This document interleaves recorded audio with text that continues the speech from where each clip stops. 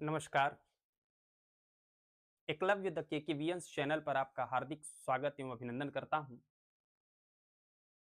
आज हम एक बहुत ही महत्वपूर्ण विषय पर चर्चा करने वाले हैं।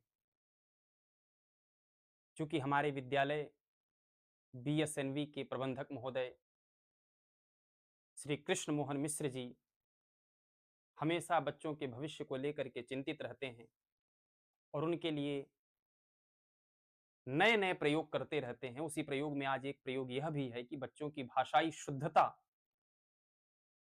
वो कैसे बनाई जाए, कैसे की जाए, कैसे ये किया जाए कि बच्चा शुद्ध लिखे, शुद्ध बोले, समझे, उसकी समझ कैसे बेहतर हो। तो आज उसी विषय वस्तु पर एक प्रस्तुति है। वाक कौशल और फोनिक्स का अंतर संबंध क्या है, ये आज का टॉपिक है। जिसमें व्याकरण दर्शन के अनुसार ये है कि अक्षर स्वयं में अक्षर माने विनाश रहित है, लेकिन उसका जीवंत अस्तित्व हमारे सही उच्चारण फोनिक्स पर निर्भर करता है। संस्कृत में भी कहा जाता है न अक्षरती इति अक्षरः, जिसका क्षरण न हो वही अक्षर है। अब सवाल यह है कि बच्चे इस पर कैसे अपने आप को बेहतर बना पाएं। शायद आप लोग इस बात से बिल्कुल परिचित हों कि संस्कृत हमारी एक ऐसी भाषा है जिसे दुनिया इस बात को मुक्त कंठ से स्वीकार रही है कि यह पूर्णतः वैज्ञानिकता पर निर्भर है। क्यों? क्योंकि हमारे भाषा में जिस शब्द या जिस वर्ण का उच्चारण हम करते हैं, वह उच्चारण वैसा ही लिखा जाता है, वैसा ही बोला जाता है, वैसा ही समझा जाता है।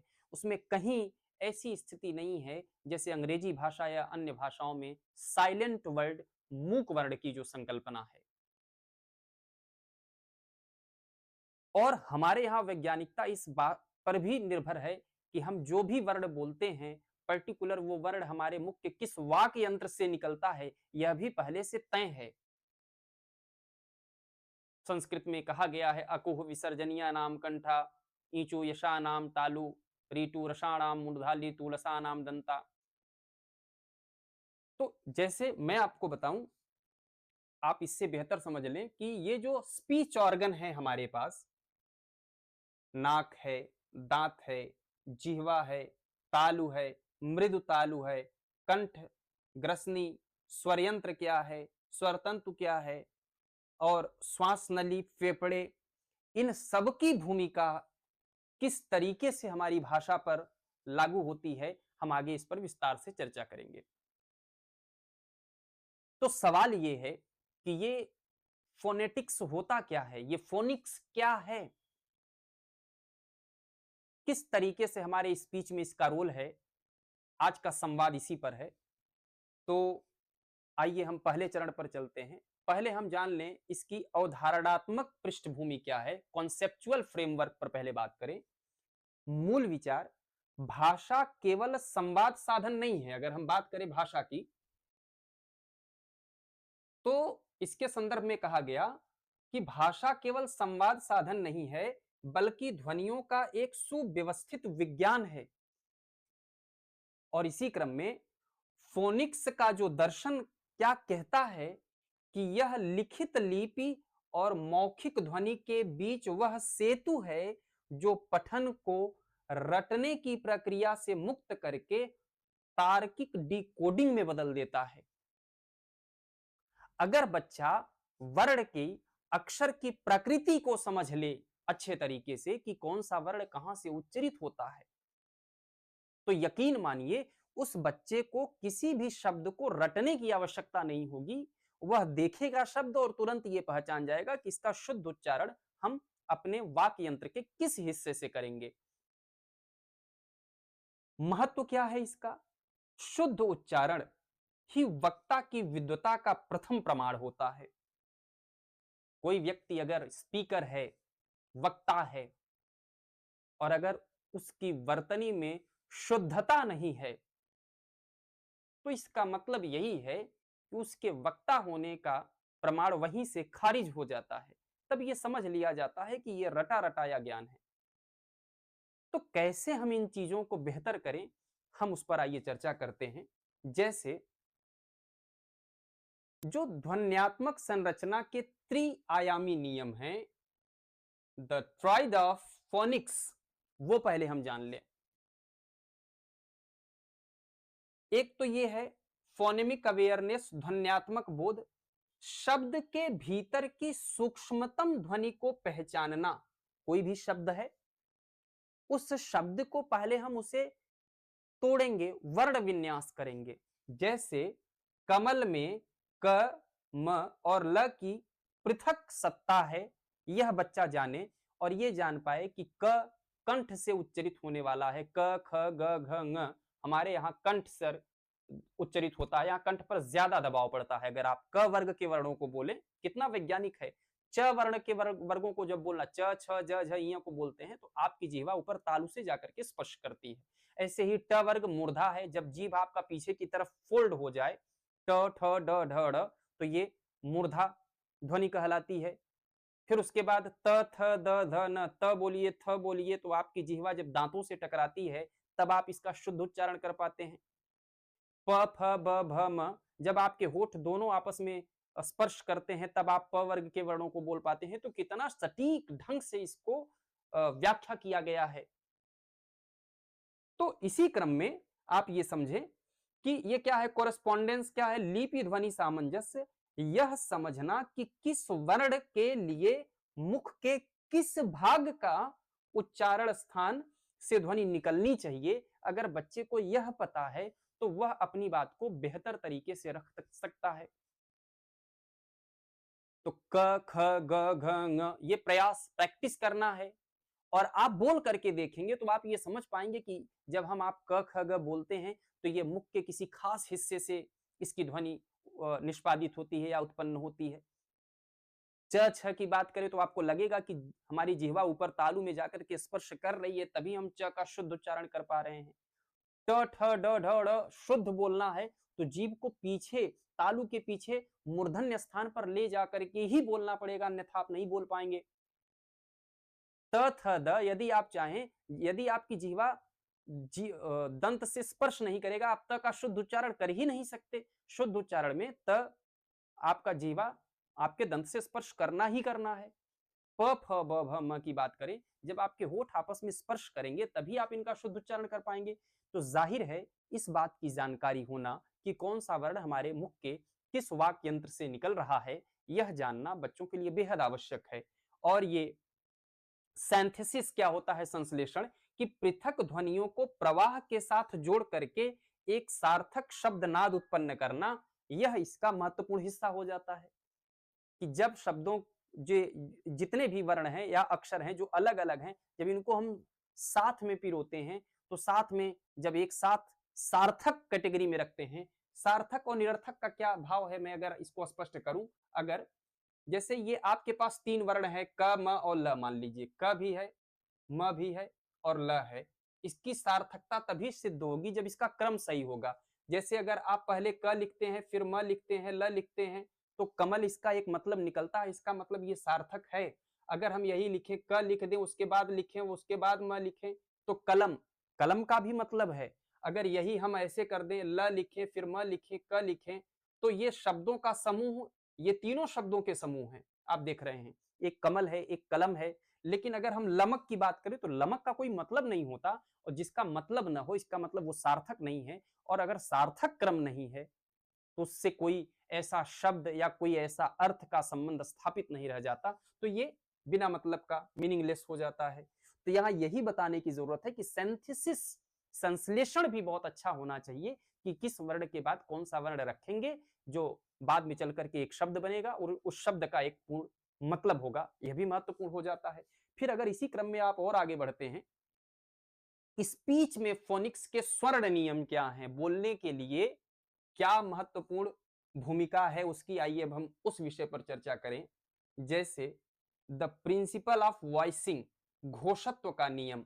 इस पर चूंकि बहुत बड़ा विषय वस्तु है, ये इतनी सामान्य ढंग से नहीं कि जो हमारे ये कंठ है, कंठ में हमारे यहाँ स्वर यंत्र पाया जाता है। स्वर यंत्र की ठीक वैसी स्थिति है जैसे आपने गिटार में देखा होगा कि गिटार अगर आपने देखा होगा तो गिटार पर ये पतले-पतले जो है उसमें तंतु लगे होते हैं, तार लगे होते हैं। तो ये जो तार हैं, इसी तार पर जब एल्युमीनियम की ब्लेड चलाते हैं तब ध्वनि उत्पन्न होती है। तो वैसे ही जो हमारी श्वास है, बोलने के दौरान जब श्वास की मात्रा बाहर निकलती है, तो हमारे गले में जो पतली-पतली तंतुएँ हैं, ठीक वैसे ही जैसे गिटार पर तार बंधे होते हैं, यदि उनको स्पर्श करके बाहर निकलती है, तो हमारे यहाँ स्वर यंत्र में कंपन्नता होती है। तो स्वर यंत्र में जो कंपन्नता होने की प्रक्रिया है, इसी ही घोष कहा जाता है। वर्णमाला की भाषा में, ध्वनि विज्ञान की भाषा में इसे हम घोष कहते हैं। तो वही घोषत्व का नियम बच्चों को पता होना चाहिए कि कौन-कौन से वर्ण घोष हैं, कौन से अघोष हैं, ठीक है? तो यही कहा गया मूल रूप से कि स्वर तंत्रियों के कंपन के आधार पर ध्वनियों का वर्गीकरण देखिए यहाँ दिया गया है। सघोष और अघोष कौन है इसकी जानकारी होना चाहिए बच्चों को। साथ ही फिर क्या है ये सैलेबिक स्ट्रेस का क्या मतलब होता है? शब्दांश और बलाघात। बलाघात का मतलब ये है कि जब आप शब्द बोल रहे हो तो किस शब्द पर ज्यादा जोर देना है, किस शब्द पर कम जोर देना है, इस बात की जानकारी होना चाहिए। जैसे आपने एक मूवी देखी होगी पीके, पीके मूवी में एक जगह बताया है कि यहाँ एक ही शब्द के अलग-अलग कहने के अंदाज से मतलब बदल जाता है। जैसे आपने कहा अच्छा, फिर आपने कहा अच्छा, फिर आप कह रहे हैं अच्छा। इसका मतलब ये है कि आपके बोलने का जो बलाघात है, शब्द पर अलग-अलग ढंग का स्ट्रेस डाल रहे हैं, दबाव डाल रहे हैं, तो ज़ाहिर-सी बात है उसका मतलब अलग-अलग ही करके निकलता है। तो हमको ये पता होना चाहिए कि अगर हम अपनी शब्द को बोल रहे हैं, तो किस शब्द के किस हिस्से पर कितना दबाव होना चाहिए, ये चीज़। तो शब्द के किस हिस्से पर जोर देना है, यही फ़ोनिक्स तय करता है। गलत बलाघात अर्थ का अनर्थ कर देता है। जैसे मान लीजिए किसी ने आपसे कहा कि आप ये काम कर दीजिएगा, आपने कहा अच्छा, इसका मतलब स्वीकार है। लेकिन कह दी अगर किसी ने कहा कि आप यह काम कर दीजिए और आप करना चाहते हैं, लेकिन आपने बोल दिया अच्छा, तो इसका मतलब ये है कि आप मना कर रहे हैं कि आप नहीं करेंगे उस काम को। इसका मतलब ये है कि आप बलाघात सही नहीं कर पाए, जिसके कारण जो आप कहना चाह रहे थे, उसका वह भाव न निकल करके एक अन्य भाव निकल जाता है। अब क्या है ये मध्यस्थ स्वर क्या होते हैं? शब्दों के बीच आने वाले अ जैसे धीमे स्वरों का सही प्रबंधन जो भाषण को नेचुरल रिदम प्रदान करता है। आप जैसे आप कलम बोलते हैं तो क में भी अ, ल में भी अ, म में भी कलम। तो ये जो बीच में आते हैं, जो स्वर आते हैं, उनकी क्या भूमिका है, इस बात की भी विद्यार्थी को जानकारी होना बेहद आवश्यक है। फिर ये क्या है? संयुक्त स्वर क्या है? 2 स्वरों के मिश्रण से बनने वाली जटिल ध्वनियों का शुद्ध निर्वहन करना जैसे क्ष है, त्र है, ज्ञ है, श्र है, ये सब संयुक्त वर्ण कहे जाते हैं। आपने सुना ही होगा। जैसे अगर हम बात करें तो ये है क्ष। अब जो क्ष है ये बनता है आधा क और मूर्धन्य श से। अब इसका शुद्ध उच्चारण तो क्ष होना चाहिए। क्ष आधा क और श। ऐसे ही त्र के संदर्भ में तो ये बनता है आधा त और र से। ऐसे ही ज्ञ की बात करें तो ज्ञ बनता है आधा ज और इय से। ऐसे ही श्र बनता है, अगर हम श्र की बात करें तो आधा श और र से बनता है।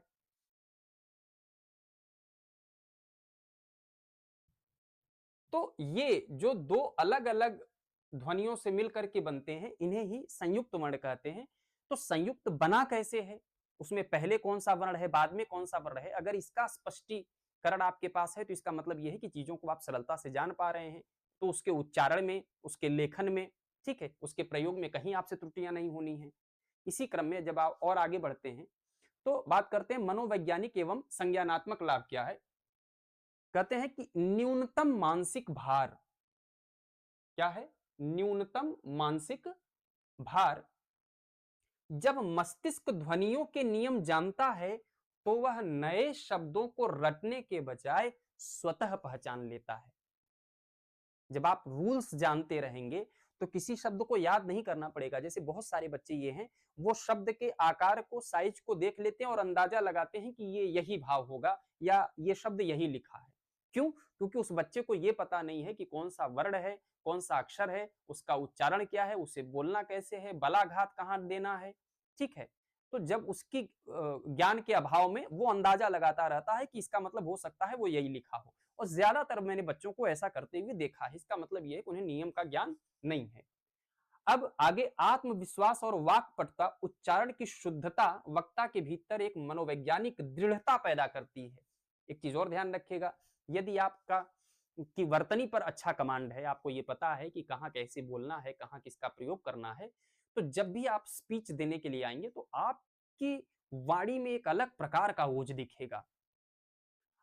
अगला व्यक्ति बोलता रहेगा, आप चाह करके भी उसकी स्पीच से स्किप नहीं कर पाएंगे, आपको लगेगा कि कमाल की बात कर रहा है। दरअसल उसने वर्ण को सही तरीके से प्रयोग करना सीख लिया है कि हमें किस वर्ण पर कहाँ पॉज लेना है, कहाँ नहीं लेना है, कैसे बोलना है, कैसे अपने बात को डिलीवर करना है, ठीक है? कहाँ हमारे शब्द में ठहराव आना चाहिए। तो जब इसका ज्ञान अगर अच्छे से होगा तो जाहिर-सी बात है, आपके द्वारा दिया गया प्रेजेंटेशन वो कमाल का होगा। श्रवण कौशल, जो सही बोल सकता है वह सूक्ष्म ध्वनियों ध्वनियों को सही सुन और समझ सकता है। ये स्वाभाविक बात है कि यदि आपकी समझदारी अच्छी होगी, यदि वर्ण पर, फोनिक्स पर समझ अगर आपका अच्छा रहता है, तो जब भी कोई व्यक्ति कुछ कहेगा, तो उसके कहने की बारीकियों पर भी आपकी नजर स्वाभाविक रूप से पड़ेगी। ये बात आपको ध्यान रखना है। तो अब सवाल यह है कि कैसे, ऐसा संभव कैसे है? हम उस हिस्से पर आते हैं। अब एक निष्कर्ष है।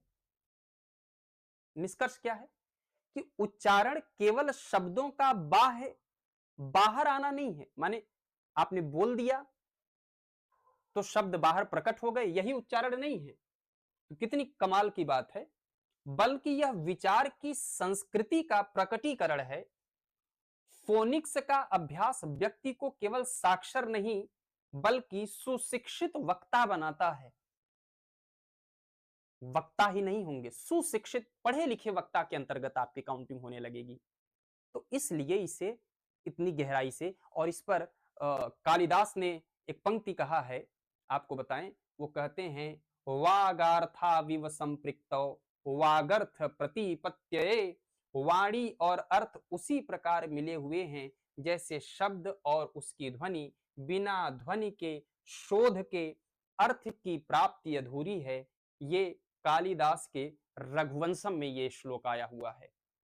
तो मेरे हिसाब से आप ये समझ पाए होंगे कि फोनिक्स का स्पीच की दुनिया में क्या महत्व है, इसका अंतर संबंध क्या है और इसकी जानकारी से विद्यार्थी और वक्ता, उसके व्यक्तित्व में कितना परिवर्तन आ जाता है, आप समझ पाए होंगे।